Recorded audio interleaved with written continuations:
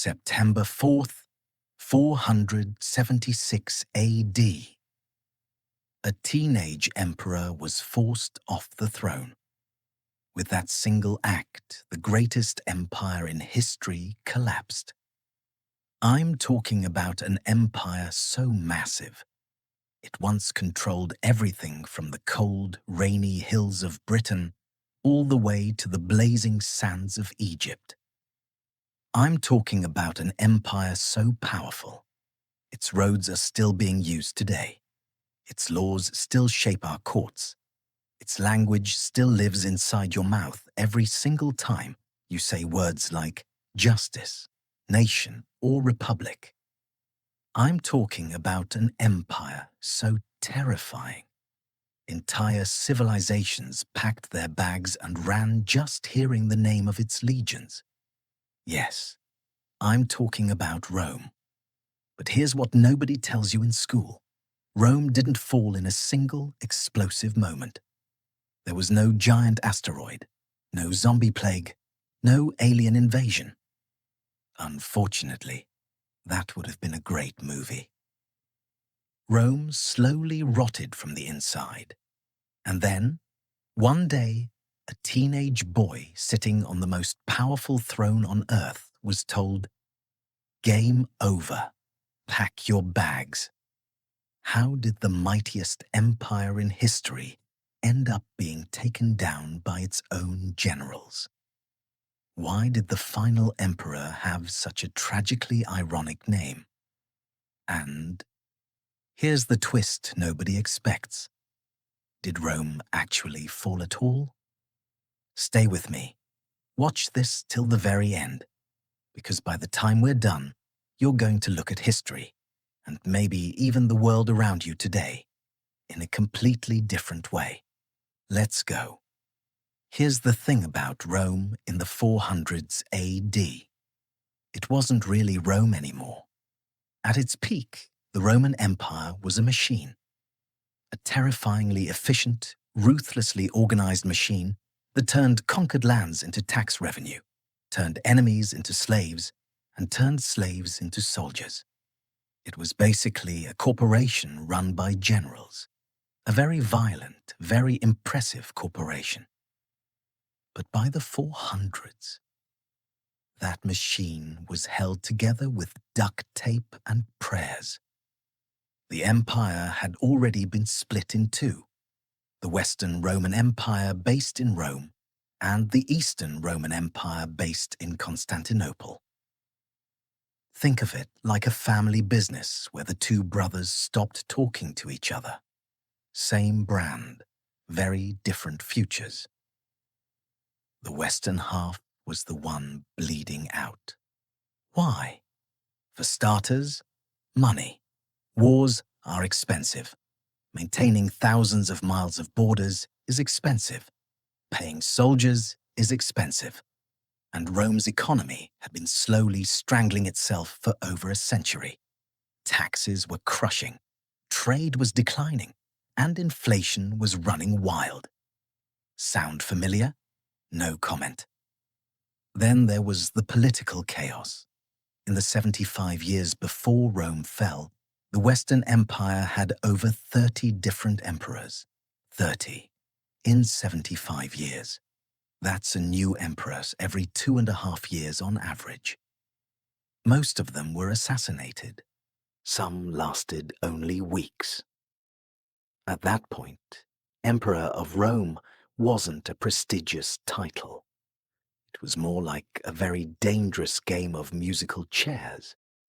And nobody knew this better than the people who were supposed to be protecting Rome. Here's a question most history books skip over. Who was actually defending Rome by 476 AD? Not Romans. Not really. For over a century, Rome had been recruiting Germanic warriors, Goths, Visigoths, Vandals, and others, into its military. Why? Because Romans had stopped volunteering for the army. Who can blame them? The pay was bad, the campaigns were brutal, and your commander might be assassinated by next Tuesday. So Rome outsourced its military to the very people it used to conquer. These Germanic soldiers were called foederati, basically hired allies, and they were good fighters. The problem? They had zero loyalty to Rome as an institution. They were loyal to their commanders, their tribes, their paycheck. And slowly, quietly, Germanic military leaders started climbing the Roman ladder. They became generals, then advisors, then the real power behind the throne.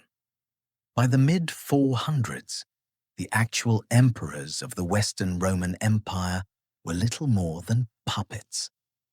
Expensive, toga-wearing puppets who sat on gold thrones and signed documents handed to them by Germanic strongmen who did the actual ruling.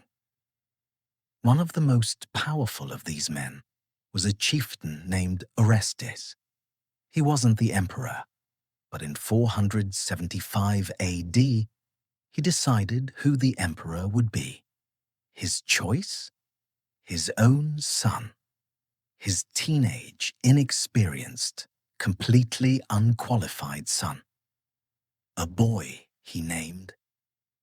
And I need you to appreciate how incredible this is. Romulus Augustulus. Romulus, the legendary founder of Rome. Augustus, the title of the first and greatest Roman emperors. This kid's name was basically Rome's Greatest Hope, the remix. The irony of what came next is almost too painful to describe. Enter Odoacer. Odoacer was a Germanic warrior, sharp, ambitious, and deeply unimpressed with Orestes and his teenage emperor son. He was a leader among the foederati, and he had a very reasonable complaint. He and his men hadn't been paid. More specifically, they had been promised 1/3 of Italian land. Orestes said no. Bad move, Orestes. Very bad move. In 476 AD, Odoacer raised his soldiers in revolt. He marched on the imperial forces. Orestes was captured and executed. It was fast. It was brutal. It was, in the grand Roman tradition, a Tuesday. Then Odoacer marched to Ravenna, where the young emperor Romulus Augustulus was sitting on his golden throne, probably terrified, probably wondering why his dad had given him this job. And here's where the story takes an unexpected turn. Odoacer didn't kill him. Maybe Romulus was too young to be seen as a real threat. Maybe Odoacer had a rare moment of mercy. Maybe he just looked at this scared teenager and thought, "You know what, kid? I feel bad for you." Instead, Odoacer exiled him, sent him to a castle in southern Italy, even gave him a pension, a yearly payment to live comfortably.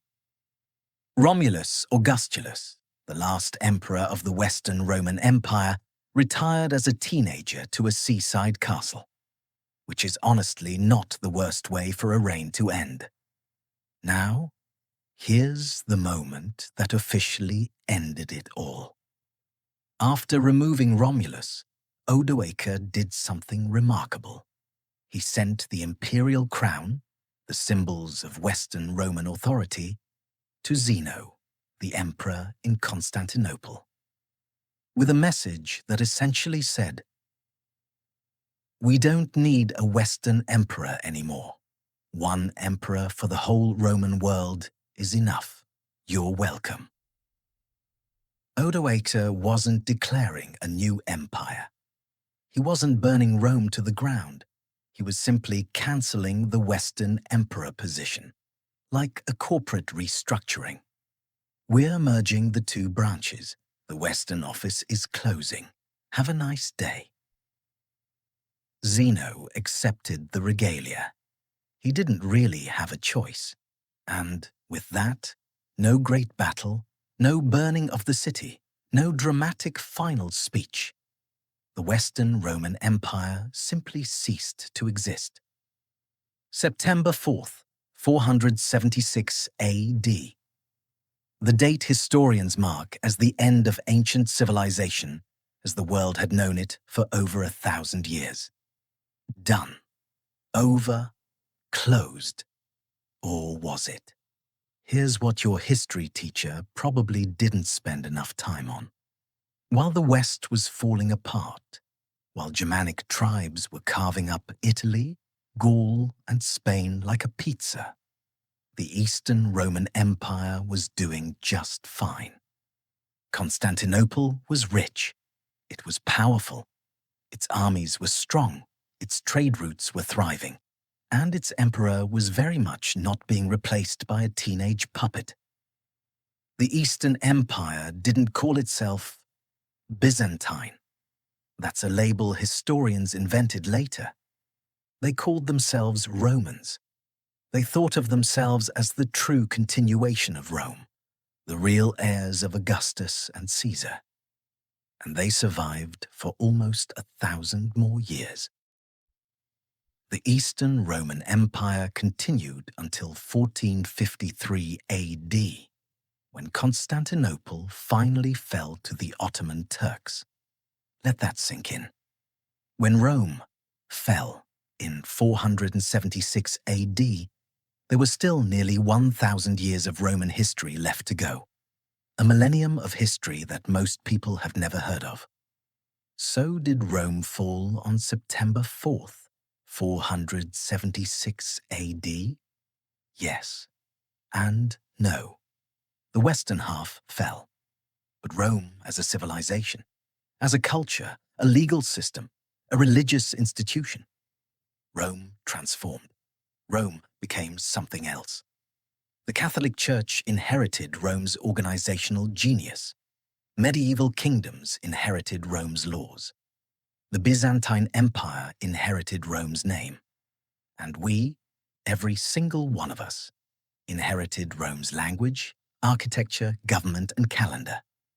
Rome didn't die. It became us. So, let me leave you with this question. And I genuinely want you to think about this. If an empire can collapse slowly, over centuries, without anyone noticing until a teenager hands over a crown, what does that tell us about the world today? I'll let you answer that one in the comments.